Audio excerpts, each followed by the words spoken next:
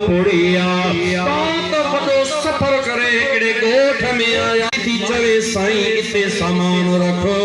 हबीबन करीम जी ज़ात के दी चवे केडो न तू सुणो केडो न चोरी जो चंद्रा यो न नबी तू थी पवी हा त छा थे यो न तू हुजी हा त छा थे हा केडो तुजो खुलक आ केडो तुजो इखलाक आ केडो तुजो हुस्न आ केडी तुजी मोहब्बत आ महबूब करीम जी ज़ात के दी चवे साईं मजदूरी वठ मजदूरी दे हाने मुरे ने आरे मुस्तफा करीम ही ने हारे नेण खणी मुर गया सुभान अल्लाह सुभान अल्लाह सुभान अल्लाह महबूब जो ये मुर गया त पाण फरमान अम्मा असा मजदूरी वठण ना आया हूं असा तो जग जहान के मजदूरी देण आयो आया भला पंजो तारफ त करा तू केरा माई के मुझे मदीने वाले साईं फरमायो ओ माई साहबा जोन खा तो मको छड़ो थी वही ओ इमाम मोहम्मद रसूल अल्लाह जो नबी आखिरी नबियत यकीनन जो यार अड़र जो आधार माई मोहम्मद करीम आया माई पेरन ते गिरी दे चवे सोना माफ कजो हाने बुग्ज में पई अचा हाने वापस करे हल पर कलमो पढ़ाए छदे मुस्तफा दे कलमो पढ़दी वई मुसलमान थी वई साडो मक्के दे राइया छापई चंदी अचे मुस्तफा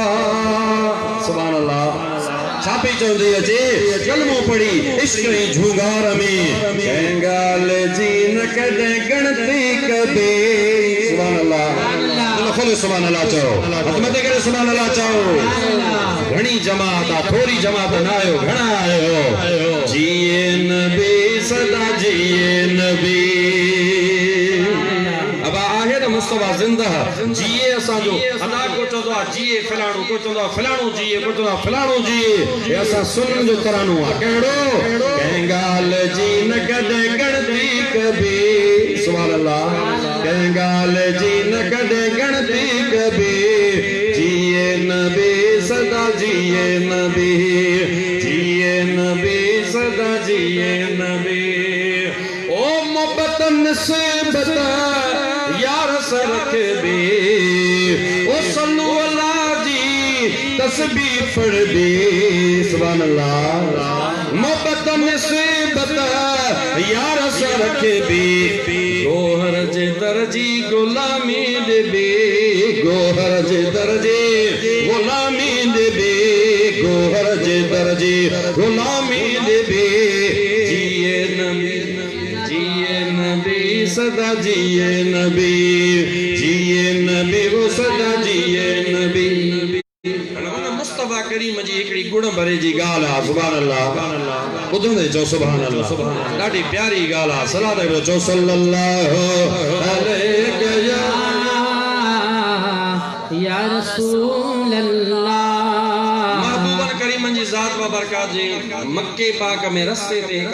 कोड़ी बुधर गालियो थई पर बाराड़ी जो किस्सो बुध त खबर पजी वने सुभान अल्लाह रोज कंडा छिलाए गंद छिलाए तंग कंदी पर एकड़ो ॾाढो थियो मुस्तफा फरमायो साहबियो या रसूल अल्लाह टे ॾियारा गुजरी विया हिन रस्ते ते गंद कोने काठियूं कोनन साहबी ता चवन या रसूल अल्लाह वा बीमार थी पया तवा सा फिटा ये बिस्तरे भेड़िया मरण ते आ अल्लाह अल्लाह हाने भली पई लोड़े तो मुझो मुस्तफा नमाज पढ़ी वेठा फरमाइंदा साहबियो हलो तन थोड़ी का पुछी था अचूं सुभान अल्लाह हलो हां सही थोड़ी का पुछना था पण फरमायो हां पुछना था छो त सगोरो मोहम्मद मुझो सदा कुर्बदार बुरन सा भलायो उन जो एडो बुरदबार सगोरो मोहम्मद मुझो कख कुराड़ी हर दम हारे रोज रसूल रंजायो जदे बीमार थी पड़ी उनका पाण पुछण थे आयो कख कुराड़ी हरदम हारे रोज़ रसूल रंजायो जॾहिं बीमार थी पड़ी उनका पाण पुछण थे आयो ओ पराते पिटण जे एवज़े सुभान अल्लाह पराते पिटण जे एवज़ थियो पुछण लई तयार आ बुरन सां भलायूं उनजो एॾो बुरबार आ सगोरो मोहम्मद मुंहिंजो उम्मतीअ खे उम्मती गौर सां ॿुध क़ुरान पाक जो तर्जुमो आहे न शेर में उम्मतीअ खे